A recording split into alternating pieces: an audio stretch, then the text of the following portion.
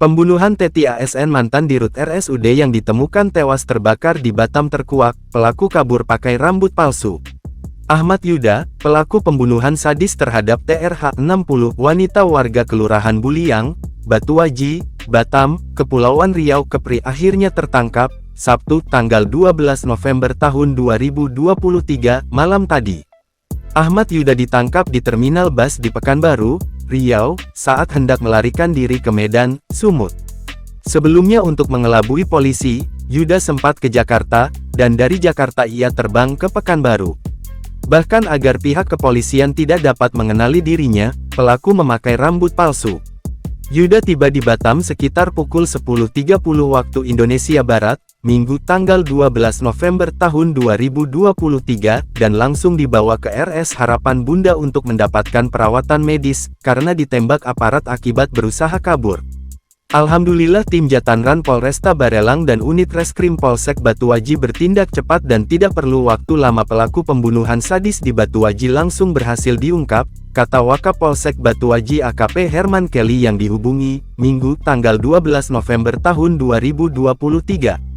Kelly mengaku saat ini pelaku sudah berada di Mapolresta Barelang untuk menjalani pemeriksaan. Sabar ya, masih dilakukan pemeriksaan, jadi belum diketahui apa motif pembunuhan ini, ungkap Kelly.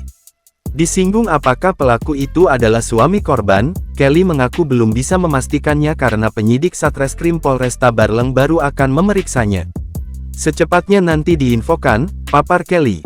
Sebelumnya, TRH ditemukan tewas mengenaskan di rumah kontrakannya di Kelurahan Buliang, Batuaji, Batam, Sabtu tanggal 12 November tahun 2023, dini hari kemarin. Korban pernah menjabat sebagai Direktur Rumah Sakit Umum Daerah RSUD di Sumatera Utara, Sumut.